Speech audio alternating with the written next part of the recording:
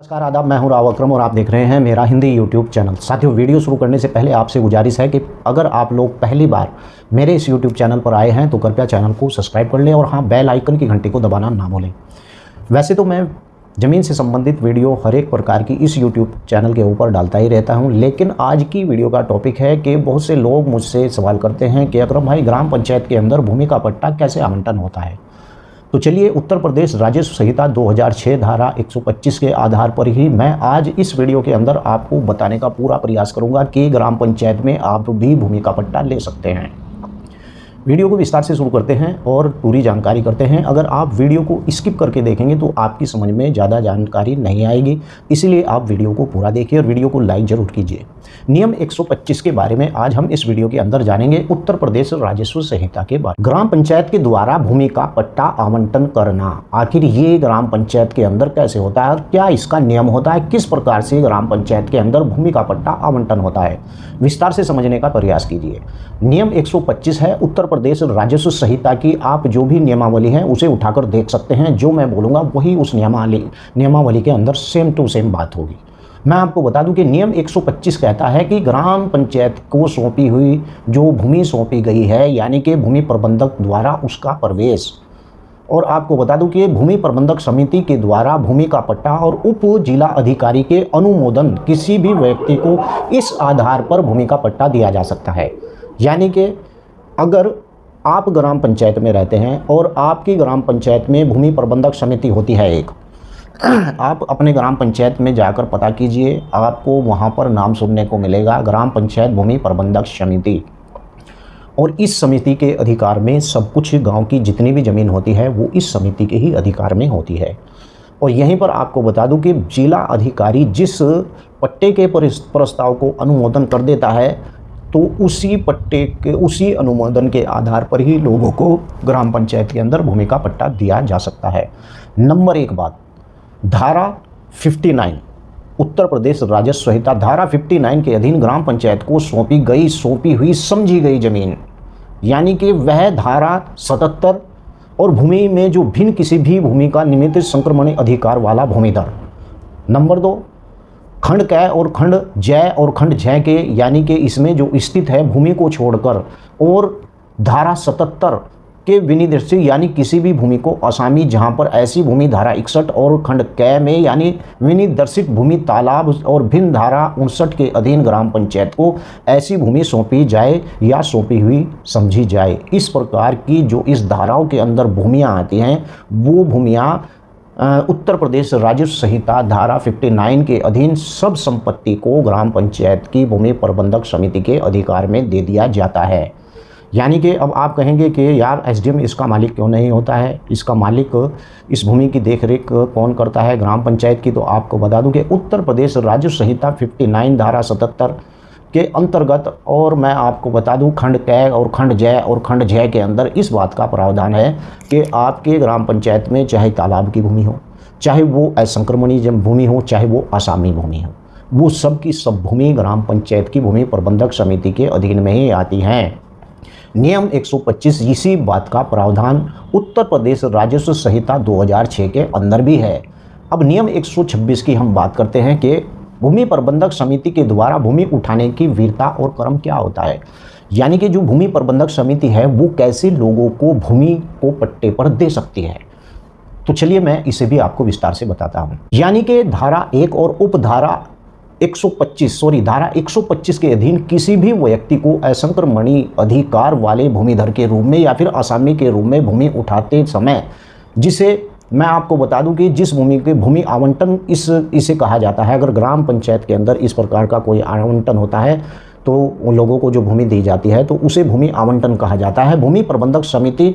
इस क्रम और वीरता का पालन करेगी। किसका? कि मान लीजिए कि ग्राम पंचायत की भूमि प्रबंधक समिति को आप ही को पट्टा देना है, तो वो किस वीरता और क्रम के आधार पर, यानी उसका पालन कर आपको पट्टा देगी। नंबर 1, ऐसे व्यक्ति को जिसकी संघ में शस्त्र बल और शस्त्र सेवा में रहते हुए मृत्यु हो गई हो, इस प्रकार का व्यक्ति पहले ढूंढा जाएगा जब आपके गांव में इस प्रकार का आवंटन होगा। विधवा और उसका पुत्र, विधवा पुत्र और अविवाहित पुत्रियां या माता पिता या ग्राम सभा में निवास करने वाले भूमिहीन व्यक्ति हों। समझ गए आप मेरी बात? या तो इस प्रकार का शस्त्र बल के अंदर कोई रहते हुए संघ यानी कि संघ के शस्त्र बल के सक्रिय सेवा में रहते हुए किसी की मृत्यु हो गई हो, विधवा हो और पुत्र हो, पुत्रिया हो, माता हो, पिता हो, ग्राम सभा में निवास करने वाला कोई भी व्यक्ति भूमिहीन हो, इस प्रकार के व्यक्ति को यानी पहली प्रायोरिटी दी जाती है। नंबर 2, ग्राम सभा के निवास करने वाला कोई ऐसा भूमिहीन हो जो संघ और शस्त्र बल में यानी सक्रिय सेवा में रहते हुए पूर्णतया विकलांग हो गया हो। आगे 2 बात कि इस प्रकार के व्यक्ति, और तीसरा व्यक्ति कौन होता है, ग्राम सभा में निवास करने वाला कोई ऐसा भूमिहीन जो कृषि कार्मिक हो, किसी भी अनुसूचित जाति, अनुसूचित जनजाति या अन्य पिछड़ा वर्ग या फिर राज्य सरकार के द्वारा अवधारित गरीबी रेखा से नीचे रहने वाला व्यक्ति और सामान्य श्रेणी का ही भले क्यों ना हो, इस प्रकार के व्यक्तियों को ग्राम सभा में निवास करने वाला कोई भी भूमिहीन अन्य कृषि यानी अकृषि श्रमिक हो, खेती बाड़ी का काम करने वाला व्यक्ति हो, इस प्रकार के लोगों को सबसे पहले प्रायोरिटी पर रखा जाता है। अगर आपके गांव में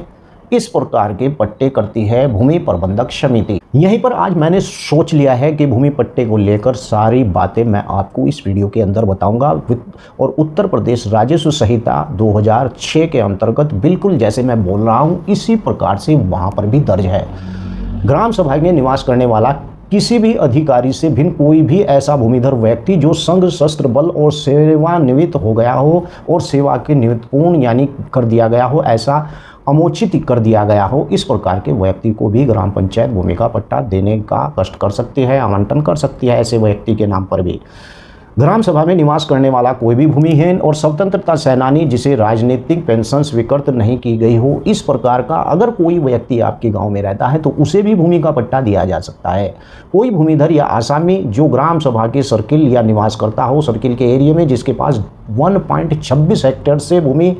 कम भूमि हो, तो उस व्यक्ति को भी भूमि का पट्टा किया जा सकता है। ऐसा नहीं है कि उसके पास तो सब पहले ही भूमि है, उसे भूमि का पट्टा दे दिया है। तो नियमावली में ये स्पष्ट लिखा हुआ है, ऐसा व्यक्ति जो गांव के सर्किल में रहता हो, ग्राम सभा में सर्किल में रहता हो, निवास करता हो और जिसके पास 1.26 हेक्टेयर से भूमि कम हो, इस प्रकार के व्यक्ति को भी ग्राम पंचायत पट्टा दे सकती है। अनुसूचित जाति, अनुसूचित जनजाति, अन्य पिछड़ा वर्ग और राज्य सरकार के द्वारा अवधारित गरीबी रेखा से नीचे रहने वाला व्यक्ति, चाहे भले ही वो सामान्य श्रेणी का व्यक्ति हो, कोई भी अन्य भूमिहीन कृषि श्रमिक कहा जाता है, खेतों में खेती बाड़ी का काम करने वाला और ग्राम सभा में निवास करता हो, किंतु उत्तर प्रदेश राजस्व यानी कि उत्तर प्रदेश पंचायती राज अधिनियम 1947 यानी कि अधिनियम संख्या 26 1947 यानी कि धारा 42 के निर्देश ग्राम पंचायत के सर्किल में निवास करने वाला कोई भी व्यक्ति हो।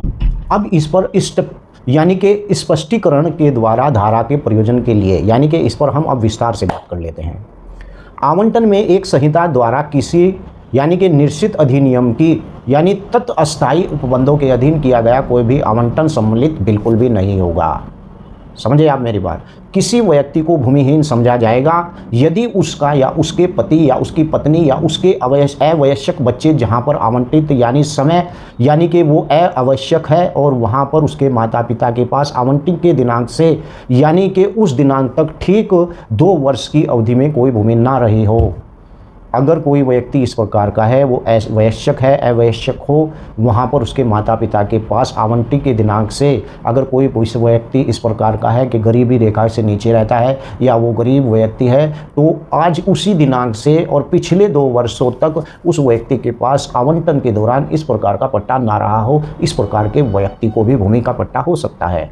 पद स्वतंत्रता सेनानी और तात्पर्य उस व्यक्ति से है यानी जो पद के नाम से आया है, ये उत्तर प्रदेश राजस्व संहिता के अंदर कुछ कोड है। यानी स्वतंत्रता सेनानी का तात्पर्य उस व्यक्ति से है जो उत्तर प्रदेश लोक सेवा यानी कि शारीरिक रूप से विकलांग हो गया है या फिर स्वतंत्रता संग्राम सेनानियों में आश्रित और भूतपूर्व सैनिकों के लिए आरक्षित यानी कि अधिनियम 1993 के यथा परिभाषित हो और अन्य पिछड़ा वर्ग। समझिए, मैं जो आपको बता रहा हूँ, मैं वो लोग बता रहा हूँ जिन लोगों को पट्टा दिया जाता है। अब बार बार यही सवाल आता है, अगर भाई हमें तो पट्टा मिला, अगर भाई हमें तो पट्टा मिला है। आप वीडियो को पूरा नहीं देखते हैं, जब वीडियो को आप पूरा देख लोगे तो इस प्रकार का मुझे आप सवाल करने का कोई मतलब ही नहीं बैठता है। अन्य पिछड़ा वर्ग का तात्पर्य उस उत्तर प्रदेश दिनांक यानी कि जो उत्तर प्रदेश के अंदर रहता है व्यक्ति लोक सेवा और अनुसूचित जनजाति, अन्य पिछड़ा वर्गों के लिए आरक्षण और अधिनियम 1994, अधिनियम संख्या 4 और वर्ष 1994 की अनुसूची 1, यानी इसके विनिर्देशित जो भी व्यक्ति पिछड़े वर्ग में आता है, इस प्रकार के व्यक्ति को भी भूमि का पट्टा दिया जा सकता है। बाद में मत पूछना कि मैं स्किप करके वीडियो देखी थी अकरम भाई, मुझे पता है नहीं, मैं ओबीसी वर्ग का व्यक्ति हूँ, मुझे पट्टा कैसे मिले। अब बात करते हैं कि ऐसे व्यक्ति जो सामान्य श्रेणी के, कई लोगों से मैंने सवाल किया कि ग्राम पंचायत में आपको पट्टा, तो उन्होंने बताया कि हम सामान्य श्रेणी से आते हैं इसलिए हमें ग्राम पंचायत में पट्टा नहीं होता है। तो मैं उनको बता दूं कि सामान्य श्रेणी का अगर कोई व्यक्ति गरीबी रेखा से नीचे रहने वाला व्यक्ति, चाहे भले ही सामान्य श्रेणी का हो, उसका तात्पर्य उससे यह है गरीबी रेखा से नीचे कि सरकार के द्वारा समय समय पर यथास्थित अवधारित व्यक्तियों से है। जो व्यक्ति गरीब होते हैं सामान्य श्रेणी के नीचे आते हैं, यानी कि गरीबी रेखा के नीचे आने वाले सामान्य श्रेणी व्यक्ति का तात्पर्य राज्य सरकार के द्वारा समय समय पर यथास्थित अवधारित किया जाता है और इसके अधीन भूमि का आवंटन किया गया। ऐसी भूमि को जो मिलाकर जो आवंटन के ठीक पूर्व यानी भूमिधर या आसामी के रूप के द्वारा यानी धर्त हो और ऐसा क्षेत्रफल 1.26 हेक्टेयर से अधिक न हो, ऐसे व्यक्ति को, पहले भी मैंने बताया, ऐसे व्यक्ति को पट्टा हो सकता है। परंतु यह है कि विधवा दिव्यांग व्यक्तियों के अधिमान यानी प्रदान किया जाएगा। और नियम 127 आवंटन का परिणाम क्या होगा, आप उत्तर प्रदेश राजस्व संहिता नियम 127 पर खोलकर देख लीजिए, जो मैं बोल रहा हूँ वही है, इसके अलावा और कुछ भी नहीं है। जहाँ कोई भूमि किसी भी व्यक्ति के धारा 125 धारा 126 के अनुसार यानी कि आवंटित की जाए और ऐसी भूमि को कोई वृक्ष या सुधार विद्यमान हो, वहाँ पर जब तक किसी भी प्रतिकूल आशय प्रतीत नहीं होता है, ऐसा वृक्ष या सुधार या उसकी भूमि या यानी कि उसके साथ जो भी संबद्ध व्यक्ति और आवंटित किया गया या समझा जाएगा। आपकी बात समझ में नहीं आई होगी, चलो मैं खोलकर देहाती भाषा में। मान लीजिए कि आपको कोई भूमि का पट्टा हुआ, उसके ऊपर कोई भी पेड़ कुआं या इस प्रकार का है, तो वो भी आवंटन में आपको दिया जाएगा। आवंटन का एक समय होता है, ऐसा नहीं कि आपको आवंटन हुआ, वृक्ष पेड़ उसके अंदर हैं, आपने वो कटाई करी उन्हें बेच दिया, ऐसा नहीं है। जब तक आपको उसके फल खाने के लिए या फिर उस भूमि को जोतने के लिए या उसके अंदर कुआं है इस प्रकार का, उससे आपकी सिंचाई करने के लिए जब तक आपका समय 5 साल या 10 साल है तो आप उसका उपयोग कर सकते हैं, वो आवंटन में ही गिने जाते हैं। परंतु यदि आवंटी यानी कि विवाहित व्यक्ति है और उसकी पत्नी जीवित है तो वह इस प्रकार के आवंटन भूमि के बराबर का हिस्सेदार होगा और आवंटी होगा। मान लीजिए सरकार ने कहा था कि इस प्रकार की जो महिलाएं हैं उन्हें पट्टा दे दिया जाता है, लेकिन महिला का पिता, महिला का अगर पति जीवित है तो वो भी आवंटी ही समझाया जाएगा, उसकी बराबर में ही। ऐसा नहीं कि पत्नी के नाम पट्टा हुआ था पति के नाम पट्टा दे दीजिए, कहने का आप समझ गए होंगे ना आप बात, कि पत्नी के नाम है साहब, मेरा नाम कोई पट्टा नहीं है साहब, मुझे आप पट्टा कर दिए, ऐसा नहीं होता है। अगर पत्नी के नाम किसी प्रकार का पट्टा आवंटित है तो पति भी उसके सहभागी में आवंटी ही होगा, वो दोबारा यानी पट्टे के लिए आवंटन नहीं कर सकता है। अब नियम 128 उत्तर प्रदेश राजस्व संहिता क्या कहती है